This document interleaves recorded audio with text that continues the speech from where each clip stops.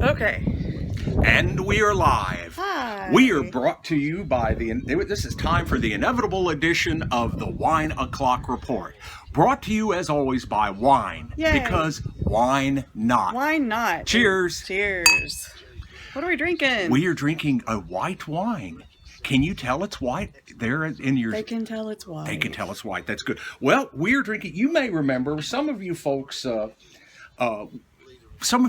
without senility, unlike me, may remember us doing a wine by a producer called Piccolino de Puglia. And if you've really got no senility, you've known that we've done at least 2, maybe 3 other Piccolinos before. Yes, but I don't think we've ever done this Vino Blanco Nope. before. Oh, good.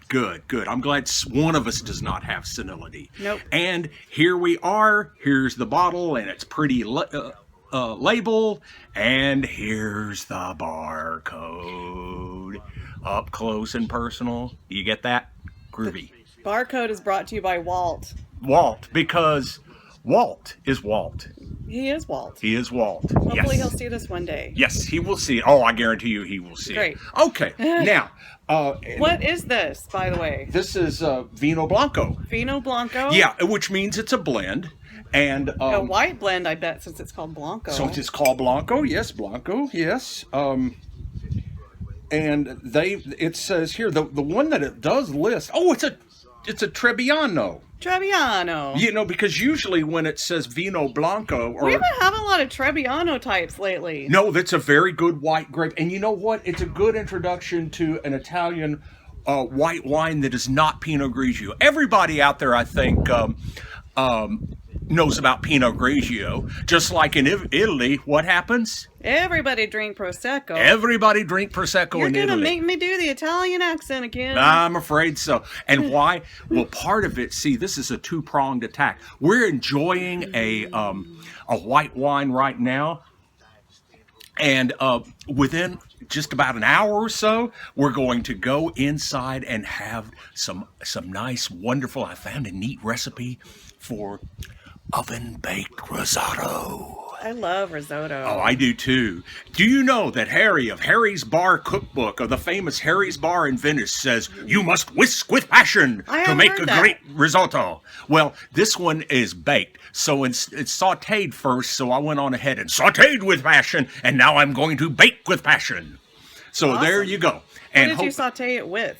I sauteed it with olive oil. I sauteed it first. You saute it to make it a little the rice by itself. You don't. It's in a risotto. At least in this method of doing a risotto, you don't prepare the rice and then bake it. You saute it in olive oil first to get it a little toasty, and then I put in onions and garlic and mushrooms and this one time sage and sausage and all sorts of good and mixed vegetables and I may have told you earlier I was going with peas and carrots. Well, I thought that corn would be nice with that too, and I said, well, why not just do mixed vegetables? And I think it'll be good. Okay, Yeah. we'll try it. I've never We'll try had it. corn and rice in the same dish before, so that should be interesting. We're stretching her boundaries. It's We're not a broadening her boundary. It's horizons. Don't be corny. Anyway, let's get to the wine. I like it. I do too. It's another one of those easy drinking wines. And again, as we're moving toward steadily and inevitably towards summer, our thoughts turns to wine for picnics. And I think this would make an excellent match. Yes, because we go on so many picnics. We go on so many picnics, I but haven't maybe been on a picnic since probably 1982. you know what? We'll have to have a picnic by the pool someday. We should do that. We should do that. In fact, we may do a Wine O'Clock Report picnic by the pool. That would be awesome. That would be awesome. Introducing a food element to our... food element to our special Wine O'Clock Reports. Yep. Yep, I agree. Cool. Okay, well, let me see. What am I'm getting... Hang on. There's lemon and a kind of, maybe Granny Smith apple? No apple to me at Okay, all. The lemon, touch. I get. The lemon is on top, definitely. I don't know. I just think it's good. I like it a lot. It reminds me a little bit of a Pinot Grigio, actually, but a little bit on the heavy Chardonnay side of Pinot Grigio. Yeah. If that makes any sense. Yeah, it does. There's kind of that buttery texture, but it's a clean. You know what it kind of tastes like? It kind of tastes like a scampi sauce. You know, like you have on shrimp. Mm-hmm. It's got that lemon and wine. And wine, yeah. I like it. Now, and it has. You know what? You could cook with this and make a scampi sauce out of it. You really could, because it has that clean butter and the lemon. And not only that, it has that clean feel of good fresh seafood. Mm-hmm. I keep hearing from people in our landlocked little state here that don't like seafood, and it's like, how can you not like seafood? Well, if you've never had. And our viewers on the coast, both of them, can both of them. can Hi, attest. Both of our viewers on the coast. That's right. Can attest that seafood is go fresh or go home.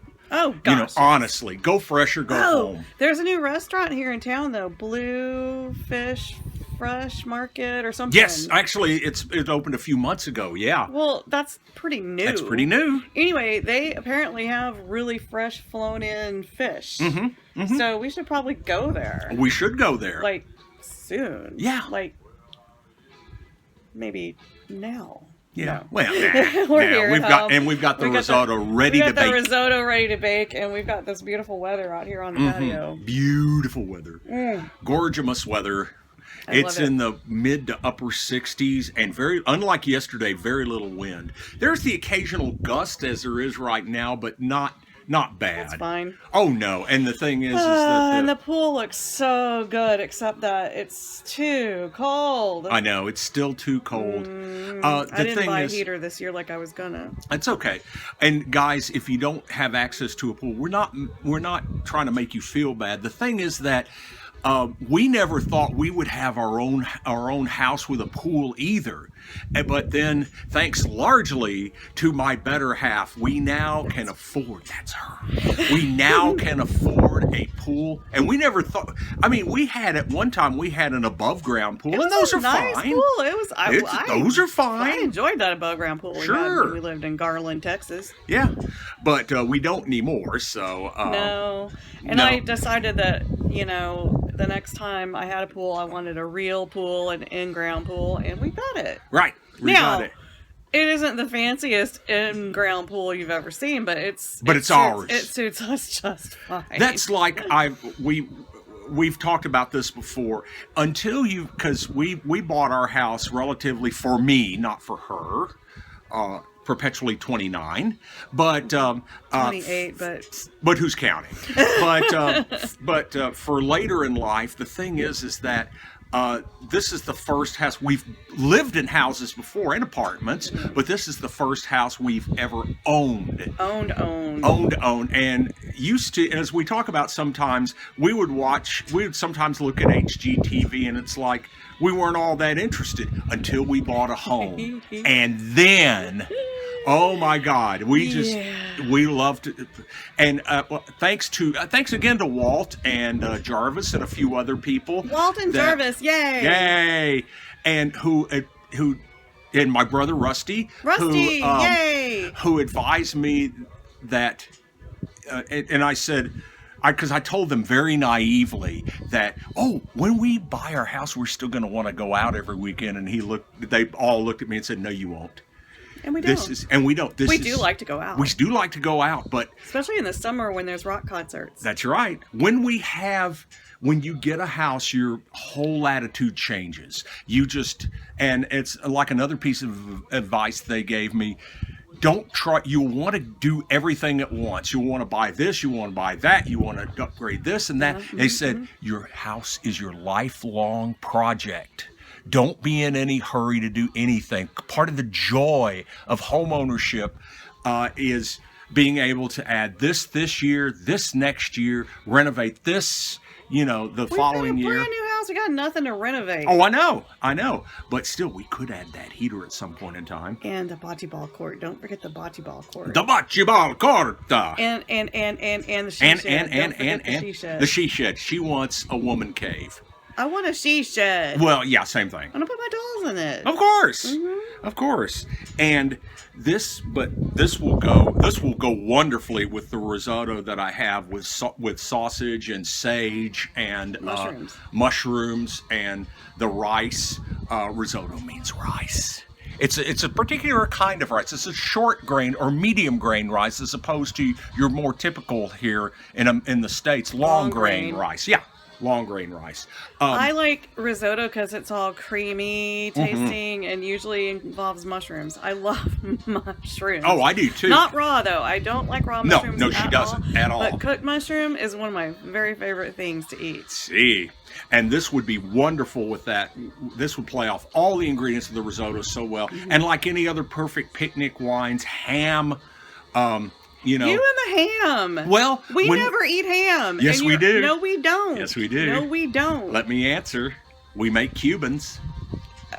Occasionally. Yeah, we've been making them a lot lately. Not in the last few weeks, but before that we were making. Because what you do, with a Cuban, you know how to. Do you have a George Foreman grill? Seriously, what you do is you take your George Foreman grill and use it like a panini press, and you get you some good Italian bread. I bet you could use a panini press too. I bet you could use a panini press, and then you take some good cheese, say Havarti, and some good ham. I don't like the honey as much as I do the straight tavern ham, as they call it, and you take it and then Black Forest ham, and then you press it down, and then with both of them together, and then once it's done, you take it and you put some really good mustard on it, some really good mustard, like, "Hi, I'm Heinz New Mustard." And pickles, it's the bad mustard that has that weird mustard Could voice. you demonstrate it for the fans? So the good mustard, the Heinz mustard, comes up and says, "Hi, I'm Heinz New Mustard," and the other one goes, "Me." The rejected mustard. The rejected mustard. The rejected mustard. And with that, I think we're winding down. Although on the Wine we've got O'Clock Report. Little Richard, we could do another Little Richard interlude. Although I don't know this one as well. Oh, ball tonight. Yeah. You can see why she's the singer. Yeah. Yeah, this is Rip It Up. I don't know this one, or I would be singing it. Gotta rock it up. Gotta rip it up. Gonna shake it up. Gotta shake it up. Gonna ball it up.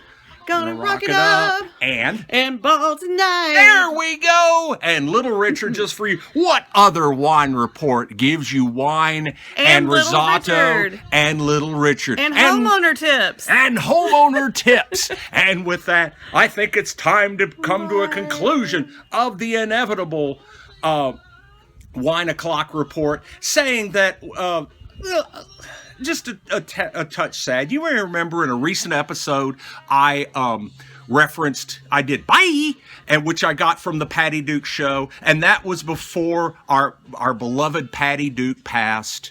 And I'm an old actor, so she was a big influence on me. Yes, I'm old, all right. So I'm a bit sad that she's passed, and I never got to meet her and tell her what a wonderful woman and a wonderful actress she is. So let's do one more clink of the glasses to the great Patty Duke. Duke. Bye.